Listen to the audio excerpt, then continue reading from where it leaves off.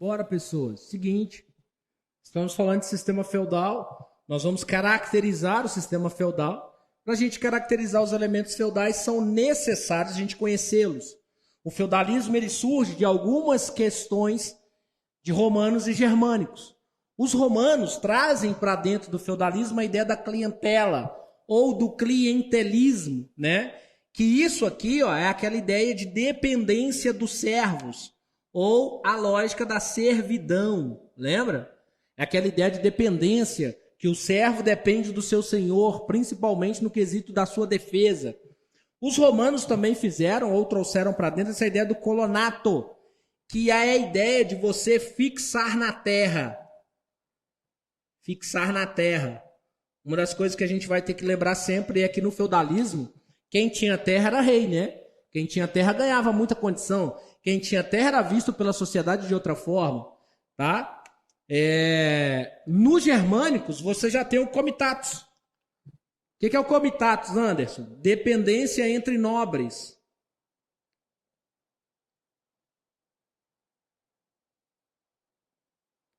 Os romanos causam uma dependência entre nobres e servos. Os germânicos traz a dependência entre nobres. E como assim, Anderson? No feudalismo nós temos uma relação chamada relação de sucerania e vassalagem. Essa relação de comitatus é a relação de sucerania e vassalagem.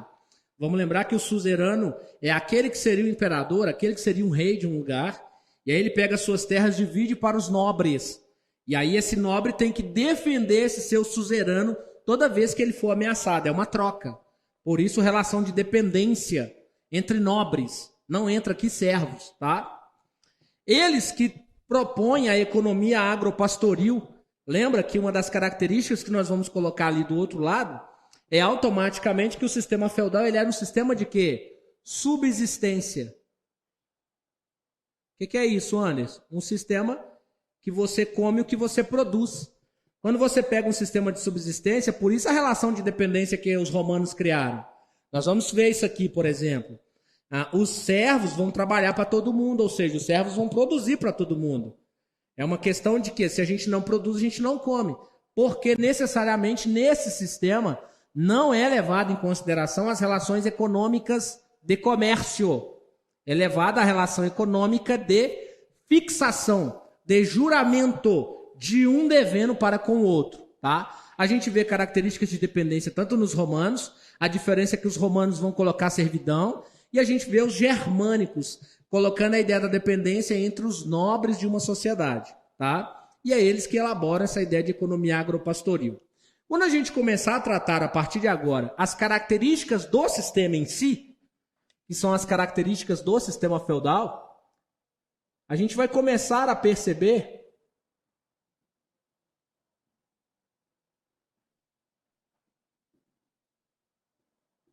como que as coisas fazem sentido, né? Então a gente vai caracterizar o sistema feudal. Então quando a gente pega aqui, ó, a primeira característica do sistema feudal é que ele é um sistema de subsistência. O que quer dizer isso, Anderson? Quer dizer que ele é um sistema que prioriza a produção. Ou seja, tudo que nós produzirmos, nós comemos. Não existe sistema de moeda aqui, nem de comércio. Ele era um sistema amonetário. Ou seja, a moeda não era vista aqui como algo rotineiro, porque você não tem fluxo econômico e comercial. O comércio aqui não era bem quisto. Por que não, Anderson? Porque era muito complicado você abrir para o comércio e ser invadido por bárbaros. Eles estavam em alerta constante. É um sistema que chama-se, ou que a gente coloca ele, como descentralizado. O que é um sistema descentralizado, Anderson? É um sistema que não tem figura de poder. Ou seja, não tem um rei aqui, não tem um prefeito, não tem um governador, não tem um imperador, não tem nada disso aqui. Como que eu sei que ele é descentralizado, Anderson? Feudo. Feudo é uma região rural. Quando você fala que está falando de feudo, você está falando de ruralização. É um sistema baseado na ruralização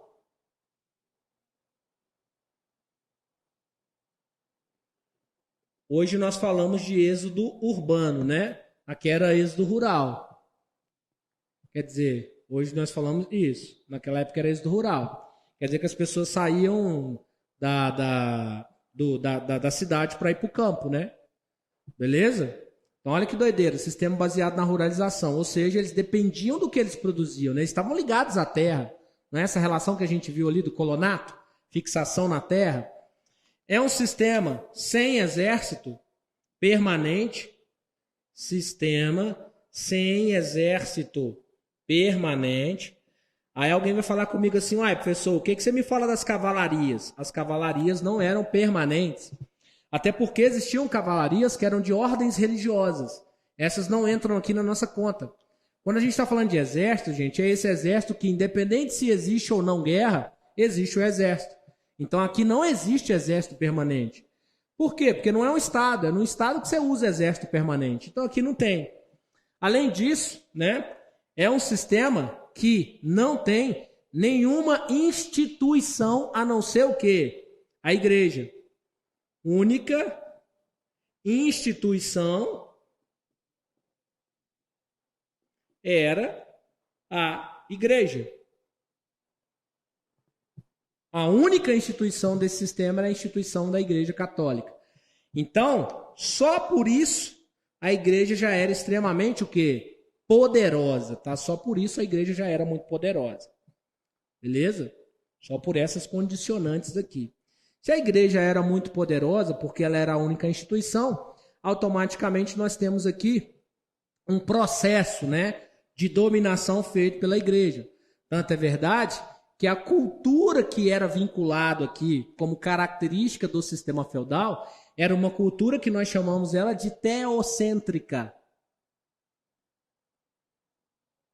Teocentrismo como cultura. Ou seja, tudo que acontece na Idade Média é em nome de Deus. Nós vamos ver que é por meio dessa cultura que vai surgir a ideia da escolástica. O que é a escolástica? Fé mais razão. Vocês vão aprender na filosofia que São Tomás de Aquino falava o seguinte, mentira, Santo Agostinho primeiro, que para você compreender, você tem que crer. Então, primeiro vem a fé, depois a razão. Não tem problema ter razão, mas primeiro vem a fé. Se a razão for colocar alguma coisa em xeque, a fé, você usa a fé, não usa a razão, não. Isso é Santo Agostinho. O São Tomás de Aquino, esse mais que usa a escolástica, ele vai falar que é possível usar a razão, porque é possível o mundo, né, do ser humano, ele compreender esse mundo aqui. O Santo Agostinho já não achava isso. Essa ideia da filosofia teocrática, ou da cultura teocrática, é o que faz todos os seres humanos desse sistema ter uma autodependência de quem? Da Igreja Católica. Tudo que a igreja falava era lei na Idade Média, principalmente no período feudal aqui, tudo. Beleza? Bom, nós ficamos aí com as características do sistema feudal. Nós vamos partir, né, agora para falar do funcionamento do sistema feudal.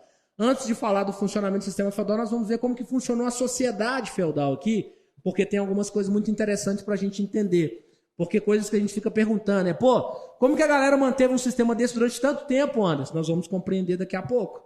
Faz parte do nosso sistema de ensino aqui. Então, fica aí com as características. É uma forma de você analisar a Idade Média com essas características, tá? Lembrando sempre que nós temos guerras no período medieval por conta da ascensão do Império Otomano ou do Império Bizantino. Tranquilo? Mas no próximo bloco a gente volta aí.